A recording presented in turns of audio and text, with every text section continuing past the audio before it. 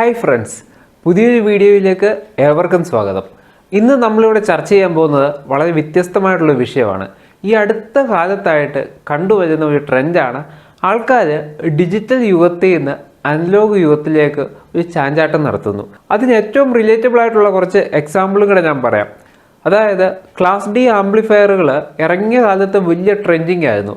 Size കുറവാണ്, കൊണ്ട് നടക്കാൻ എളുപ്പമാണ്, പവർ വളരെ കുറച്ച് ഉപയോഗിക്കത്തുള്ളൂ, ഹീറ്റ് അങ്ങനെ പ്രശ്നങ്ങളൊന്നുമില്ല. പക്ഷേ എന്താണെന്നറിയത്തില്ല, കുറച്ച് കഴിഞ്ഞപ്പോഴേക്കും ക്ലാസ് ഡി ആംപ്ലിഫയർ ചെയ്യുന്ന പഴയ ആംപ്ലിഫയറിൻ്റെ പാർട്സുകളൊക്കെ തപ്പി ആൾക്കാർ നടക്കുന്നുണ്ടെന്നുള്ളത് യാഥാർത്ഥ്യമാണ്. പണ്ടത്തെ STK ICയും TDA സീരീസിലുള്ള ICയുടെ ആ ഒരു ക്വാളിറ്റി ക്ലാസ് ഡി ആംപ്ലിഫയറിന് നൽകാൻ കഴിയുന്നുണ്ടോ എന്നുള്ളത് തീർച്ചയായിട്ടും ചോദ്യം ചെയ്യപ്പെടേണ്ട ഒരു കാര്യം തന്നെയാണ്. അതുപോലെ തന്നെ നമ്മുടെ വാർത്തകളിൽ നിറഞ്ഞു നിന്നൊരു കാര്യമാണ് ആൾക്കാർ ഈ ബ്ലൂടൂത്ത് ഹെഡ്സെറ്റ് ഉപേക്ഷിച്ചിട്ട് പകരം വയേർഡ് ഹെഡ്സെറ്റിലേക്ക് പോകാൻ ഒരു പ്രവണത കാണിക്കുന്നു. ഇത് മാത്രമല്ല, പണ്ടത്തെ റേഡിയോ ഉണ്ടല്ലോ, അതിൻ്റെ വിപണി വീണ്ടും റീസ്റ്റാർട്ട് ചെയ്ത് കയറി വരുന്നു എന്നുള്ളതാണ് ഇപ്പോഴത്തെ ഒരു ട്രെൻഡ്. അതായത് ആൾക്കാർക്ക് ഡിജിറ്റലൈസ് ചെയ്ത റേഡിയോയുടെ താല്പര്യം കുറഞ്ഞു വരുന്നു. ഇനിയിപ്പോൾ സ്മാർട്ട് വാച്ചിൻ്റെ കാര്യം എടുക്കുവാണെങ്കിലും ഒട്ടുമിക്ക സർവേയും പറയുന്നത് അവർക്ക് സമയം ആ പഴയ ഡയറി തന്നെ കാണാനുള്ള ഒരു താല്പര്യം കൊണ്ട് അവർ അതിൻ്റെ വാച്ചിൻ്റെ ഫേസ് നമ്മുടെ ക്ലാസിക് വാച്ചിൻ്റെ ഫേസിലേക്ക് മാറുന്നു എന്നുള്ള കാര്യം. അപ്പോൾ ഇതൊക്കെ അർത്ഥമാക്കുന്നത് എന്താണ്? ഇതിൻ്റെ പിന്നിലുള്ള ചില സീക്രട്ടുകളാണ് ഇന്ന് നമ്മളിവിടെ വെളിപ്പെടുത്താൻ പോകുന്നത്. നമ്മുടെ ഇന്നത്തെ വീഡിയോ സ്റ്റാർട്ട് ചെയ്യുന്നതിന് മുമ്പായിട്ട് 1-2 ക്വസ്റ്റ്യൻസ് ഞാൻ നിങ്ങളോട് അങ്ങോട്ട് ചോദിക്കുകയാണ്. നിങ്ങളിതിൻ്റെ ആൻസർ കൃത്യമായിട്ട് മനസ്സിൽ ഓർത്ത് വയ്ക്കുക. എന്നിട്ട് വീഡിയോയ്ക്ക് ശേഷം ഒന്ന് കമൻറ്റ് ചെയ്യുക. ക്വസ്റ്റ്യൻ ഇത്രയേ ഉള്ളൂ. നിങ്ങൾക്ക് ബൈക്കിലോ കാറിലോ സഞ്ചരിക്കുമ്പോൾ, അല്ലെങ്കിൽ നിങ്ങൾ ഡ്രൈവ് ചെയ്യുകയെന്ന് വിചാരിച്ചോ, അപ്പോൾ നിങ്ങളുടെ സ്പീഡോമീറ്ററിൽ സ്പീഡ് കാണിക്കുന്നത് സംഖ്യകളായിട്ട്, അതായത് ഡിജിറ്റായിട്ട്, ഇപ്പോൾ 80 km/h അല്ലെങ്കിൽ 60 അങ്ങനെ കാണിക്കുന്നതാണോ ഇഷ്ടം? അതോ ഒരു മീറ്റർ, പ്രത്യേകിച്ച് ഒരു ഓറഞ്ച് ഡയലുള്ള മീറ്ററിൽ കൃത്യമായിട്ട് 60 എന്ന് ഹൈലൈറ്റ് ചെയ്ത് പ്രൊജക്റ്റ് ചെയ്ത് കാണിച്ചു തരുന്നതാണോ നിങ്ങൾക്ക് താല്പര്യം? Question number 1. ഇനി രണ്ടാമത്തെ കേസ് ഞാൻ പറയാം. നിങ്ങൾ വാച്ചിലേക്ക് പെട്ടെന്ന് സമയം നോക്കുമ്പോൾ 13 മണിന്ന് കാണുന്നതാണോ ഇഷ്ടം? അതോ കൃത്യമായിട്ട് 1 മണി, ആ 1 സൂചി കൃത്യം 1 നിൽക്കുന്നതും 1 മണിയുടെ ആ 00ക്ക് പോയാൽ 12 വന്ന് നിൽക്കുന്നതും അതാണോ കൂടുതൽ താല്പര്യം? ഇനി മൂന്നാമത്തെ ചോദ്യം, നിങ്ങളുടെ TV റിമോട്ടിൽ നിങ്ങൾ വോളിയം കൂട്ടുമ്പോൾ ഓരോ സ്റ്റെപ്പായിട്ട് വോളിയം കൂട്ടുന്നതാണോ, അതോ ഒരു പൊട്ടൻഷ്യോമീറ്റർ ഇട്ട് തിരിച്ച് കൃത്യമായിട്ടൊരു വോളിയം സെറ്റ് ചെയ്യുന്നതാണോ നിങ്ങൾക്ക് താല്പര്യം? അപ്പോൾ ഞാൻ ഈ ചോദിച്ച 3 ക്വസ്റ്റ്യൻ്റെ ആൻസർ ഇപ്പോൾ തന്നെ നിങ്ങളുടെ മനസ്സിൽ കൂടെ ഓടിയെത്തിയിട്ടുണ്ടായിരിക്കും. അപ്പോൾ അതെന്ത് തന്നെയായാലും കമൻറ്റ് ബോക്സിൽ രേഖപ്പെടുത്തുക. കൂടുതൽ പേരും ഇഷ്ടപ്പെടാൻ സാധ്യതയുള്ളത് ഏത് ആൻസറാണെന്ന് എനിക്കറിയാം, പക്ഷേ ഞാനിപ്പം അതിനെപ്പറ്റി റിവൈൽ ചെയ്ത് പറയുന്നില്ല. ആ ആൻസറിലേക്ക് എത്താനുള്ള കാരണം എന്താണെന്നുള്ളത് വീഡിയോയുടെ ഇടയ്ക്ക് പറയുന്നതായിരിക്കും. അപ്പോൾ തീർച്ചയായിട്ടും വീഡിയോ സ്കിപ്പ് ചെയ്യാതെ കാണണം. കാരണം അതിൽ ഒളിഞ്ഞിരിക്കുന്ന ആ ഒരു സൈക്കോളജിക്കലായിട്ടുള്ള ഒരു ട്രാപ്പ് അതെന്താണെന്നുള്ളത് ഞാൻ നിങ്ങൾക്ക് വളരെ ക്ലിയർ ആയിട്ട് പറഞ്ഞു തരാം. ഇനി നമുക്ക് നമ്മുടെ പഴയ ആംപ്ലിഫയറിലേക്ക് തന്നെ തിരിച്ചു വരാം. നമുക്കെല്ലാവർക്കും അറിയാം, ഏറ്റവും സിമ്പിളായിട്ടുള്ള ഒരു ആംപ്ലിഫയർ നിർമ്മിക്കണമെങ്കിൽ ഒരു അനലോഗ് ആംപ്ലിഫയറിൽ പ്രധാനമായിട്ടും എത്ര പാർട്സുകൾ കാണും? ഫസ്റ്റ് ഒരു പ്രീ ആംപ്ലിഫയർ കാണും. നമുക്ക് ഇൻപുട്ട് വരുന്ന സിഗ്നൽ വളരെ വീക്കായിരിക്കും. അതുപോലെ തന്നെ ഹൈ ഇൻപുഡൻസ് സ്റ്റേറ്റിലുള്ള സിഗ്നൽ ആയിരിക്കും വരുന്നത്. അപ്പോൾ അതിന് ലോസ് കൂടാതെ തന്നെ അതിൻ്റെ വോൾട്ടേജ് ലെവൽ റൈസ് ചെയ്യാനായിരിക്കും അത് നമ്മൾ നോക്കുന്നത്. പിന്നെ അതിനുശേഷം നമ്മൾ ചെയ്യുന്ന എന്താ, അതിൻ്റെ ടോൺ കൺട്രോൾ, കൃത്യമായിട്ട് ബേസ്, ട്രബിൾ ഇതെല്ലാം അഡ്ജസ്റ്റ് ചെയ്യുക. പിന്നീട് നമ്മളൊരു ഡ്രൈവർ ആംപ്ലിഫയർ ഉപയോഗിച്ച് പവർ ആംപ്ലിഫയറിലേക്ക് ആ സിഗ്നൽ കൊടുക്കുകയാണ്. പവർ ആംപ്ലിഫയർ അതിൻ്റെ കറണ്ട് ബൂസ്റ്റ് ചെയ്തതിന് ശേഷം സ്പീക്കറിലേക്ക് കൊടുക്കുന്നത് നമുക്കത് കേൾക്കാൻ സാധിക്കുന്നു. ഞാൻ ഇത്രയും നേരം പറഞ്ഞ ഈ പ്രോസസ്സിൻ്റെ ഇടയ്ക്ക് ഒരു ഡിലേ എലമെൻറ്റ് അല്ലെങ്കിൽ ഒരു സിഗ്നലിനെ നമ്മൾ കീറി മുറിച്ച് സ്റ്റോർ ചെയ്യുന്ന ഒരു അവസ്ഥ വരുന്നില്ല. ലൈവായിട്ട് തന്നെ ഇൻപുട്ടിൽ നിന്ന് ഔട്ട്പുട്ട് എത്തുവാണ്. ഒരു ഒരു മില്ലി സെക്കൻഡ് പോലും ഡിലേ ഇല്ലെന്ന് വേണമെങ്കിൽ പറയാം. അത് കാരണം ഓഡിയോ ലേറ്റൻസി എന്ന് പറയുന്നത് നമുക്ക് 0 എന്ന് പറയാം. ഇനി ബാൻഡ് വിഡ്ത്തിൻ്റെ കാര്യമാണെങ്കിൽ നമ്മൾ കൃത്യമായിട്ട് ഡിസൈൻ ചെയ്തിട്ടുള്ള റെസിസ്റ്റർ, കപ്പാസിറ്റർ അല്ലെങ്കിൽ ആക്റ്റീവ് എലമെൻറ്റുകളൊക്കെ അതിനകത്ത് യൂസ് ചെയ്യുന്നുണ്ടെങ്കിൽ കൃത്യമായിട്ടും നമുക്ക് വേണ്ട സൗണ്ട് നല്ല പോലെ തന്നെ റീപ്രൊഡ്യൂസ് ചെയ്യാൻ അനലോഗ് ആംപ്ലിഫയറിന് പറ്റും. പ്രത്യേകിച്ച് വാക്വം ട്യൂബ് ആംപ്ലിഫയർ ഒക്കെ ആണെങ്കിൽ ആ സൗണ്ടിൻ്റെ ആ ഒരു ക്വാളിറ്റി പോലും നഷ്ടപ്പെടാതെ തന്നെ കൃത്യമായിട്ട് തന്നെ നമുക്ക് സ്പീക്കറിലൂടെ റീപ്രൊഡ്യൂസ് ചെയ്യാൻ പറ്റും. അതുകൊണ്ട് തന്നെയാണ് ടെക്നോളജികൾ ഇത്രയധികം പുരോഗതി നേടി എങ്കിൽ തന്നെയും യഥാർത്ഥ സംഗീത പ്രേമികൾ വാക്വം ട്യൂബ് ആംപ്ലിഫയറിന് ഇഷ്ടപ്പെടാനുള്ള പ്രധാന കാരണം. നമ്മുടെ ഈ അനലോഗ് ആംപ്ലിഫയറുകളെ അപേക്ഷിച്ച് നോക്കുമ്പോൾ ഡിജിറ്റൽ ആംപ്ലിഫയറുകൾക്ക് എഫിഷ്യൻസി വളരെ കൂടുതലാണ്. 90% മേളിൽ എഫിഷ്യൻസി ഉണ്ട്. അതുപോലെ ഹീറ്റ് കുറവാണ്, വളരെയധികം കോമ്പാക്റ്റ് ആണ്, വലിയ ഹീറ്റ് സിങ്കിൻ്റെ ആവശ്യമൊന്നും വേണ്ടി വരുന്നില്ല, കുറച്ച് പവറേ ഉപയോഗിക്കുന്നുള്ളൂ. ഇതൊക്കെ സംഗതി ശരിയാണ്. പക്ഷേ ശബ്ദത്തിനെ അത് വല്ലാത്ത രീതിയിൽ ഡിസ്ട്രോയ് ചെയ്യുന്നുള്ളതാണ് ഏറ്റവും സത്യസന്ധമായിട്ടുള്ള ഒരു കാര്യം. അത് നിങ്ങൾക്ക് മനസ്സിലാവണമെന്നുണ്ടെങ്കിൽ ഇന്ന് ഈ വിപണി കിട്ടുന്ന ചെണ്ട പോലുള്ള ബ്ലൂടൂത്ത് സ്പീക്കർ ഉണ്ടല്ലോ, അതിനകത്ത് നിങ്ങൾ 1 മണിക്കൂർ പാട്ട് കേട്ട് നോക്കണം. അതോടൊപ്പം തന്നെ നിങ്ങളൊരു സാധാരണ നമ്മുടെ ഈ TDS സീരീസിലുള്ളതോ അല്ലെങ്കിൽ നമ്മുടെ STK സീരീസിലുള്ള ആംപ്ലിഫയറിൽ ഒരു പാട്ട് ഇട്ടിട്ട് നിങ്ങൾ 1 മണിക്കൂർ ഇരുന്ന് നോക്കണം. നിങ്ങൾ ആദ്യം എഴുന്നേറ്റ് പോകുന്നത് നമ്മുടെ ബ്ലൂടൂത്ത് വയർലെസ് സ്പീക്കറിൽ നിന്നായിരിക്കും. കാരണം ഒരുമാതിരി പ്ലാസ്റ്റിക് കഴിച്ച പോലുള്ള നമുക്ക് എന്താ പറയുന്നത് ചെവിക്ക് അരോചകമായിട്ടുള്ള ശബ്ദത്തിൻ്റെ ഒരു ഹാർമോണിക്സ് ആയിരിക്കും നമുക്ക് അതിനകത്തൂടെ കേൾക്കാൻ സാധിക്കുക. നമുക്ക് പ്രത്യക്ഷത്തിൽ അത് തോന്നത്തില്ല, നമുക്ക് ബുദ്ധിമുട്ട് തോന്നത്തില്ല. പക്ഷേ കുറച്ച് കേട്ട് കഴിയുമ്പോഴേക്കും നമുക്ക് തീർച്ചയായിട്ടും ആ ശബ്ദത്തിൻ്റെ ഒരു മാധുര്യം അല്ലെങ്കിൽ എന്താ പറയുന്നത് അത് ആസ്വദിക്കാനുള്ള ഒരു ആംബിയൻസ് അവിടെ കിട്ടുന്നില്ല. അപ്പോൾ അതുകൊണ്ട് തന്നെയാണ് നമുക്ക് ഡിജിറ്റൽ ആംപ്ലിഫയറിനോട് ഒരു വിരക്തി തോന്നി തുടങ്ങാനുള്ള പ്രധാനപ്പെട്ട ഒരു കാരണം. നിങ്ങൾ എപ്പോഴും ശ്രദ്ധിച്ചാൽ അറിയാം, ചില ബസ്സിലൊക്കെ നമ്മൾ പോകുമ്പം ഈ ശബ്ദത്തിന് അങ്ങ് വല്ലാത്ത അങ്ങ് തുളച്ച് കയറുന്ന ഒരു രീതിയിലുള്ള ഒച്ചാന്ന് വേണേൽ പറയാം, ആ രീതിയിലേക്ക് സൗണ്ട് മാറുന്നുണ്ട്. എന്നാൽ അതൊരു പ്യുവർ അനലോഗ് ആംപ്ലിഫയർ ആയിരുന്നെങ്കിൽ നിങ്ങൾ ആ പാട്ട് പൂർണ്ണമായിട്ടും ആസ്വദിച്ച് പോയേനെ. അപ്പോൾ ഞാൻ ഈ പണ്ടത്തെ കാസ്റ്റ് യുഗത്തിലേക്കോ അല്ലെങ്കിൽ കളവണ്ടി യുഗത്തിലേക്കോ പോകണം എന്നല്ല പറയുന്നത്, പക്ഷേ അതിൻ്റെ പിന്നിലുള്ള സത്യാവസ്ഥ നിങ്ങളെല്ലാവരും അറിഞ്ഞിരിക്കണം. ഈ ഒരു കാര്യം മനസ്സിലാക്കണമെങ്കിൽ നമ്മുടെ ഈ പറയുന്ന ഡിജിറ്റൽ ആംപ്ലിഫയർ എങ്ങനെയാണ് വർക്ക് ചെയ്യുന്നത് നോക്കണം. അഥവാ ഈ ക്ലാസ് D ആംപ്ലിഫയറിനാണ് നമ്മൾ പൊതുവേ ഡിജിറ്റൽ ആംപ്ലിഫയർ എന്ന് പറയുന്നത്. ഇതിൻ്റെ ഒരു പ്രത്യേകം നോക്കുവാണെങ്കിൽ ഇവിടെ നമ്മുടെ പ്യുവറായിട്ടുള്ള സംഗീതത്തിൻ്റെ ആംപ്ലിറ്റ്യൂഡിനും ഫ്രീക്വൻസിക്കും അനുസരിച്ച് പൾസിൻ്റെ വിഡ്ത്ത് കൂട്ടുകയും കുറയ്ക്കുകയാണ് ചെയ്യുന്നത്. അതായത് ഇത്രയും വിചാരിച്ചാൽ മതി, ഒരു സ്പ്രിങ് നിങ്ങളുടെ കയ്യിലുണ്ട്, ഒരാൾ അവിടെ നിന്ന് പാട്ട് പാടുന്നതനുസരിച്ച് ആ സ്പ്രിങ്ങിൻ്റെ വലിപ്പം കൂട്ടുകയും കുറയ്ക്കുകയും നിങ്ങൾക്ക് ചെയ്യാൻ പറ്റും. അപ്പം പ്രത്യക്ഷത്തിൽ നോക്കുമ്പോൾ അവിടെ ഒരു മോഡുലേഷനാണ് സംഭവിക്കുന്നത്. പക്ഷേ ഒരു കാര്യമുണ്ട്, ഈ സ്ക്വയർ വേവിൻ്റെ ഫ്രീക്വൻസി എന്ന് പറഞ്ഞാൽ നമുക്ക് കേൾക്കാവുന്ന ഫ്രീക്വൻസിയെക്കാട്ടിലും വളരെ ഉയർന്ന സിഗ്നൽസാണ്. അപ്പോൾ ഈ ഒരു സിഗ്നലിൻ്റെ കരിയറിൽ വരുന്ന വേരിയേഷനെ പിന്നീട് ഒരു ലോ പാസ് ഫിൽറ്ററിലൂടെ കയറ്റി വിട്ടിട്ടാണ് ഒറിജിനൽ സിഗ്നലാക്കി മാറ്റുന്നത്. ഇവിടെ വരുന്ന പ്രധാനപ്പെട്ട ഒരു പ്രശ്നം എന്താണെന്ന് വെച്ചാൽ ഈ ഒരു സ്ക്വയർ വേവിന് ഹാർമോണിക്സ് എന്ന് പറഞ്ഞാൽ വളരെ കൂടുതലാണ്. അതായത് ഒരു ഫണ്ടമെൻ്റൽ ഫ്രീക്വൻസിയുടെ മൾട്ടിപ്പിൾ ആയിട്ടുള്ള ഫ്രീക്വൻസീസ് വരും.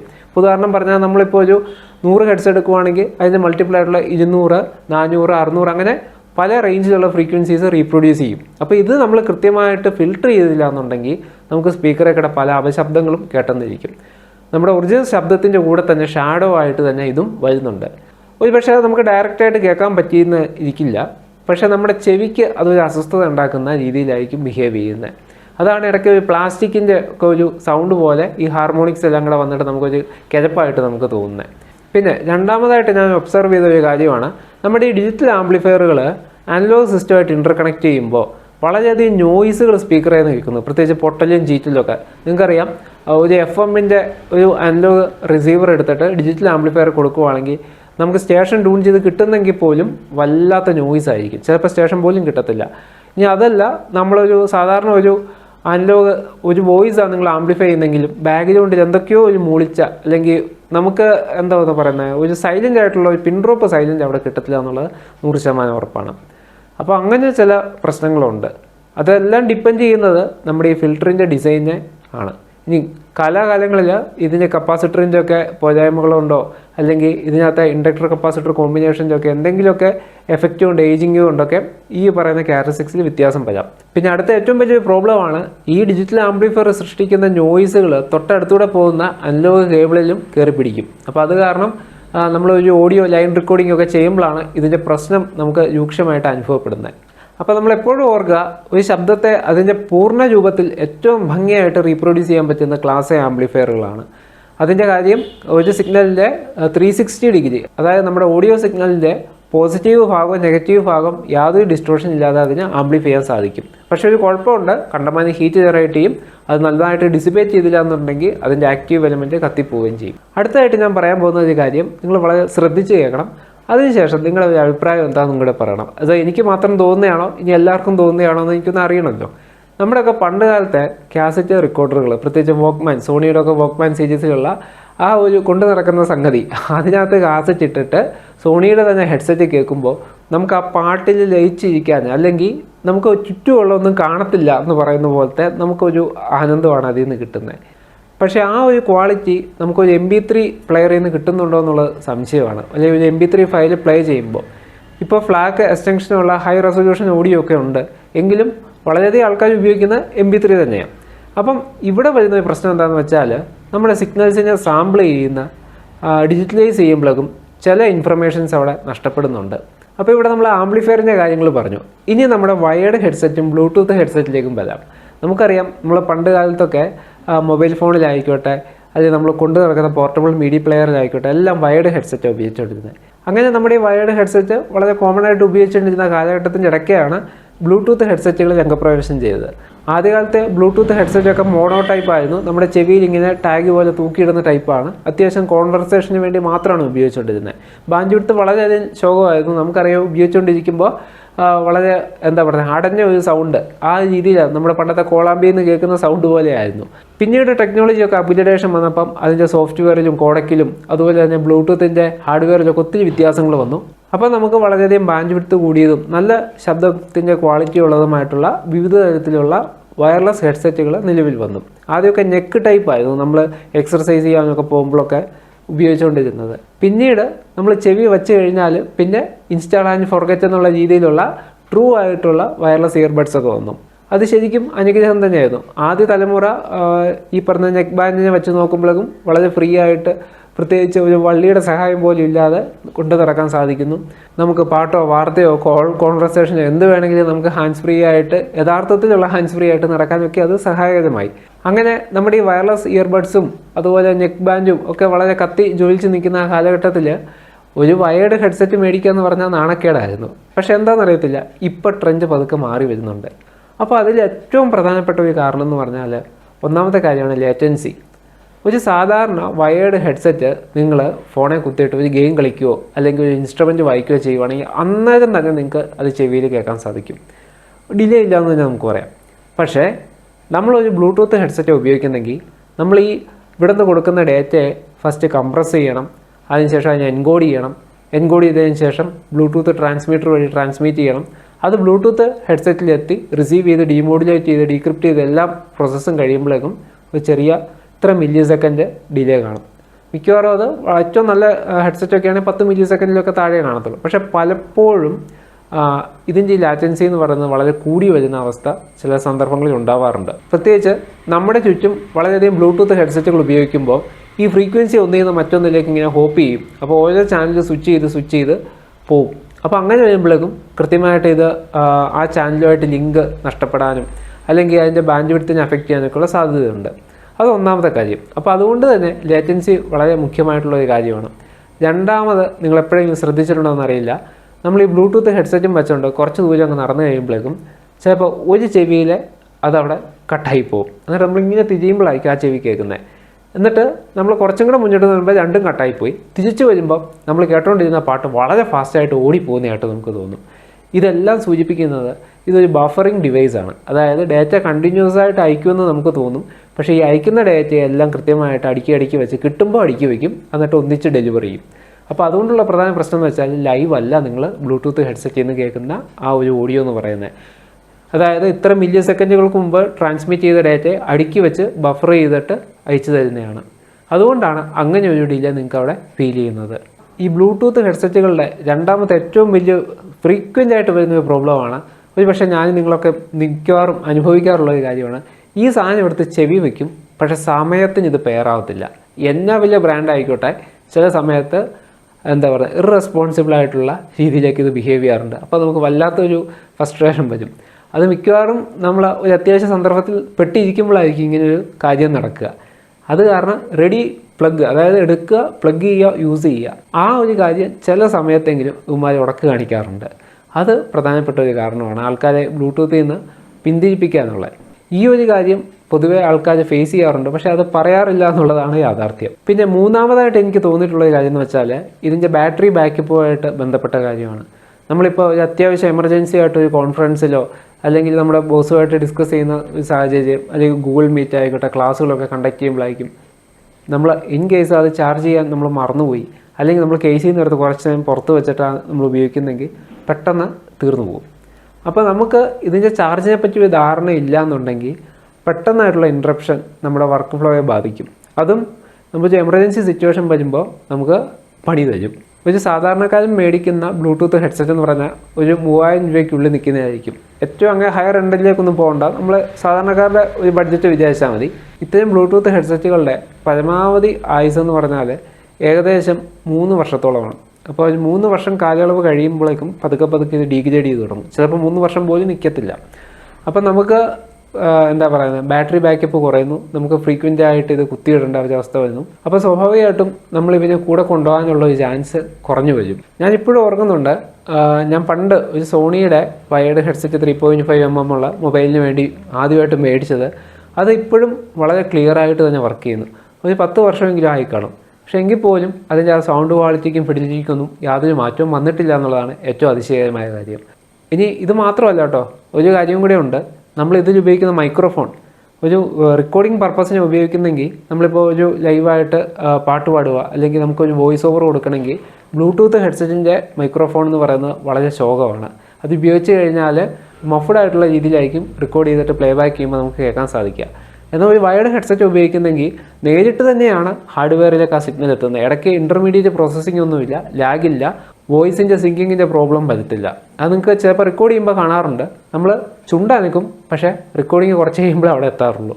അപ്പോൾ അങ്ങനത്തെ പ്രശ്നമൊന്നും നമ്മുടെ വയർഡ് ഹെഡ്സെറ്റിലില്ല. അതുകൊണ്ടാണ് ഇപ്പോഴത്തെ ജനറേഷൻ പ്രത്യേകിച്ച് വയർഡ് ഹെഡ്സെറ്റ് പ്രിഫർ ചെയ്യാനുള്ള പ്രധാനപ്പെട്ട ഒരു കാര്യം. ഇപ്പോൾ നമ്മൾ ആംപ്ലിഫയറിൻ്റെ ബ്ലൂടൂത്ത് ഹെഡ്സെറ്റിൻ്റെ കാര്യം പറഞ്ഞു.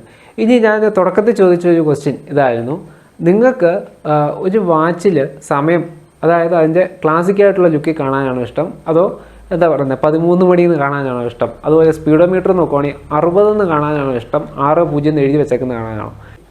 അപ്പോൾ ഇതിൻ്റെ ഒരു ആൻസർ എന്താണെന്ന് ചോദിച്ചാൽ, നിങ്ങളിൽ ഭൂരിഭാഗം പേരും ഇഷ്ടപ്പെടുന്ന ആ ഒരു ക്ലാസിക് ലുക്ക്, ക്ലാസിക് സ്പീഡോമീറ്റർ, ക്ലാസിക്കായിട്ടുള്ള വാച്ചിൻ്റെ ആ ടൈം കാണിക്കുന്ന ഡയൽ, ഇതൊക്കെ ആയിരിക്കും. ഇനി നിങ്ങളൊരു ഡിവൈസിൽ വോളിയം കൂട്ടുന്നതാണെങ്കിൽ സ്റ്റെപ്പ് ബൈ സ്റ്റെപ്പായിട്ട് കൂട്ടുമ്പോൾ ഉണ്ടാകുന്ന നിങ്ങളുടെ ആ ഒരു സംതൃപ്തിയും ഒരു വോളിയം കൺട്രോൾ ഇട്ട് വളരെ സ്മൂത്തായിട്ട് തിരിക്കുമ്പോഴുള്ള വ്യത്യാസവും നിങ്ങൾക്ക് തീർച്ചയായിട്ടും പറയാൻ പറ്റും. രണ്ടാമത് പറഞ്ഞതാണ് കറക്റ്റ്, സ്മൂത്ത്നെസ്. ഇത് തന്നെയാണ് അനലോഗ് സിസ്റ്റം ഡിജിറ്റൽ സിസ്റ്റം തമ്മിലുള്ള ഏറ്റവും പ്രധാനപ്പെട്ട ഒരു വ്യത്യാസം എന്ന് പറയുന്നത്.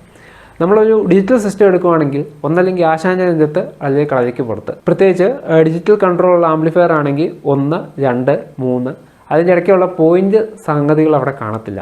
എന്നാൽ അതുപോലെ അനലോഗ് ടൈപ്പ് വോളിയം കൺട്രോൾ ആണെങ്കിൽ അതിന് ഇൻഫൈനൈറ്റ് റെസൊല്യൂഷൻ ഉണ്ടെന്ന് പറയാം. കാരണം ഇടയ്ക്കുള്ള ഏത് സ്റ്റെപ്പിലേക്ക് നമുക്ക് കൊണ്ടുപോയി എത്തിക്കാൻ സാധിക്കും.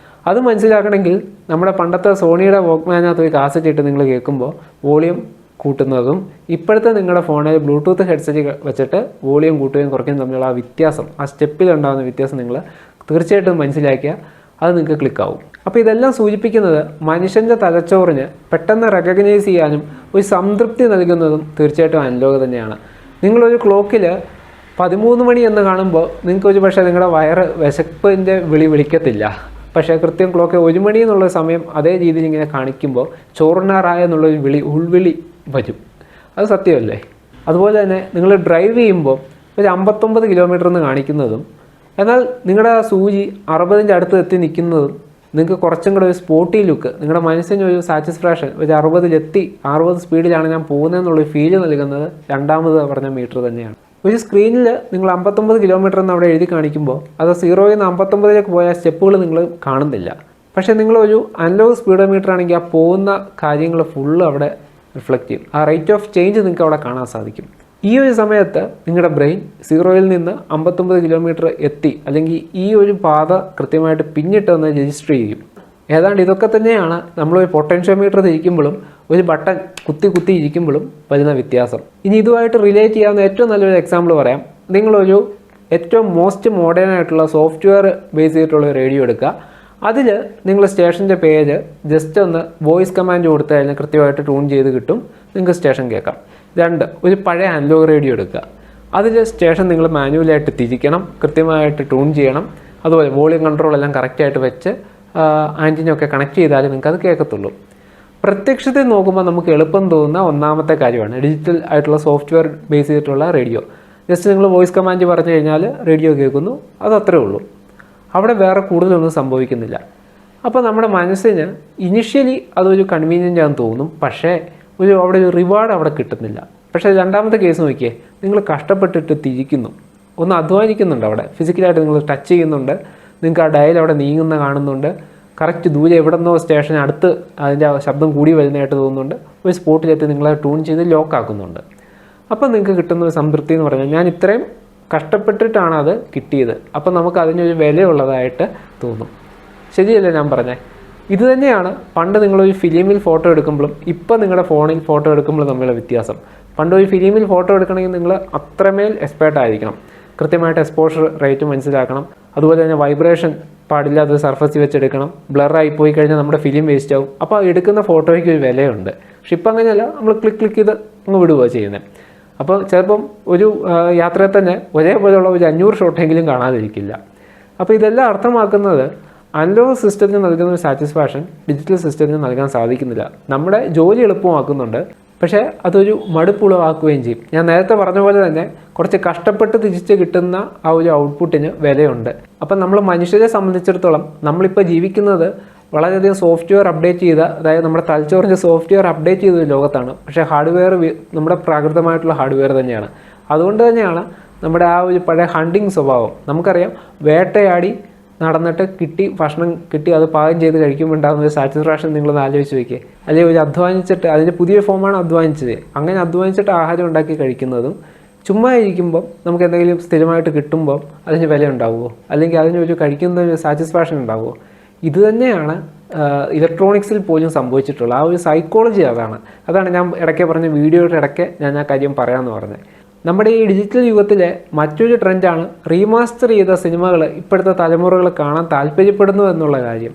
ഇതിൽ പലപ്പോഴും നമ്മൾ അത്ഭുതപ്പെടുത്തുന്ന ഒരു കാര്യമാണ്, പഴയ ഫിലിമിൽ എങ്ങനെ നമ്മുടെ 4K തോറ്റു എന്ന ക്വാളിറ്റിയിൽ, ചുരുക്കി പറഞ്ഞ ഒരു 8Kയുടെ ആ ഒരു ക്വാളിറ്റിയിൽ എങ്ങനെ വിഷ്വൽസ് കിട്ടുന്നു എന്നുള്ളത് ഇപ്പോഴും കുറച്ച് പേർക്കെങ്കിലും അതിശയം തോന്നുന്ന ഒരു കാര്യമാണ്. എനിക്കും അത് അതിശയം തോന്നിയിട്ടുണ്ട്. അപ്പോൾ ഇതിൻ്റെ പിന്നിലുള്ള ഏറ്റവും വലിയൊരു സത്യം എന്താണെന്ന് വെച്ചാൽ, അനലോഗിൻ്റെ ഏറ്റവും വലിയ ക്വാളിറ്റിയാണ് ഇൻഫൈനൈറ്റ് റെസൊല്യൂഷൻ. അതിൻ്റെ ആ പ്രിൻസിപ്പിൾ തന്നെയാണ് ഇവിടെ ഉള്ളത്. സിമ്പിളായിട്ട് പറഞ്ഞുതരാം. നിങ്ങളൊരു 2000 ആണ്ടിൽ നിങ്ങളൊരു ക്യാമറ മേടിച്ചു. അതൊരു VGA ക്യാമറ ആണെങ്കിൽ അതെടുക്കുന്ന ആ ഒരു റെസൊല്യൂഷൻ, ഇപ്പോൾ ഉദാഹരണം പറയാം 800x600 ആണെങ്കിൽ അതൊരു 10 വർഷം 15 വർഷം കഴിഞ്ഞാലും അത് അതിനെ തന്നെ ആയിരിക്കും. അത് നിങ്ങൾക്ക് അപ്സ്കെയിൽ ചെയ്യാൻ പറ്റത്തില്ല.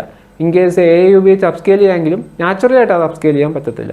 എന്നാൽ നിങ്ങളൊരു 90കളിൽ ഒരു 35 mm അല്ലെങ്കിൽ 70 mm എടുത്ത ഒരു ഫിലിമിലെടുത്ത ഒരു സിനിമ ആണെന്നുണ്ടെങ്കിൽ അതിനകത്ത് പിക്സലായിട്ടല്ല സേവ് ചെയ്യുന്നത്. നമ്മുടെ ഈ ഇമേജുകളെ മോളിക്കുലർ ലെവലിലാണ് അത് ബോണ്ട് ചെയ്ത് അവർ കെമിക്കൽ റിയാക്ഷൻ വഴി സേവ് ചെയ്തേക്കുന്നത്.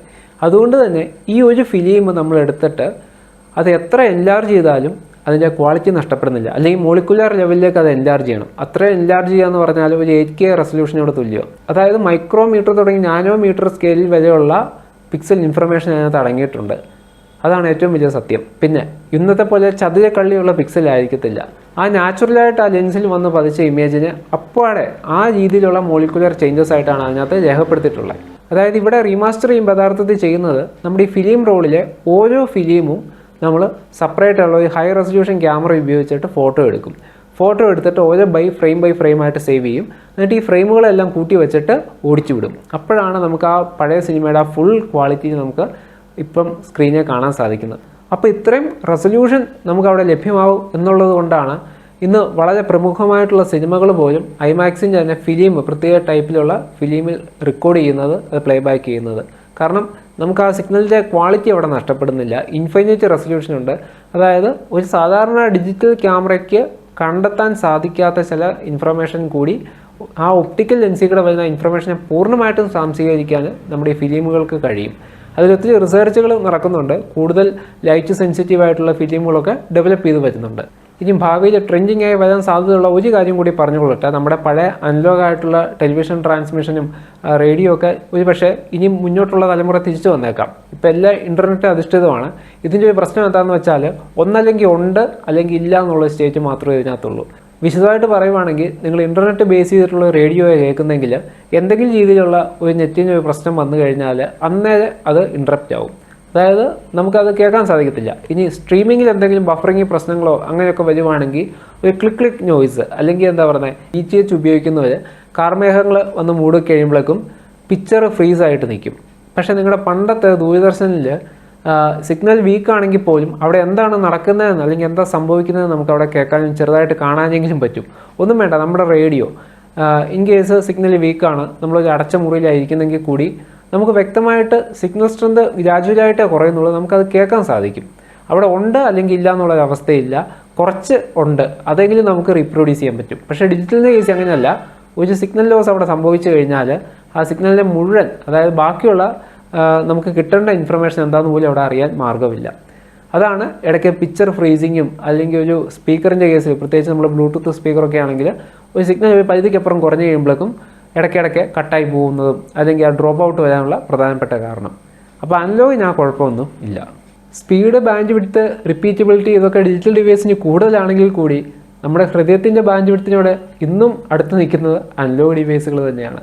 അപ്പോൾ എന്ത് തന്നെയായാലും ഇതുപോലുള്ള ടെക്നോളജിക്കൽ ഫാക്റ്റുകൾ നിങ്ങൾക്ക് ഇൻട്രസ്റ്റഡ് ആണെങ്കിൽ തീർച്ചയായിട്ടും നമ്മുടെ വീഡിയോ ഒന്ന് ലൈക്ക് ചെയ്യാനും ഹൈപ്പ് ചെയ്യാനും കൂട്ടുകാർക്ക് ഷെയർ ചെയ്യാനും വീഡിയോ ആദ്യമായിട്ട് കാണുന്നെങ്കിൽ സബ്സ്ക്രൈബ് ചെയ്ത് സപ്പോർട്ട് ചെയ്യാനും മറക്കണ്ട. അടുത്തൊരു വീഡിയോയിൽ പുതിയൊരു കണ്ടൻറ്റുമായിട്ട് നമുക്ക് വീണ്ടും കണ്ടുമുട്ടാം. അതുവരെ ഗുഡ് ബൈ.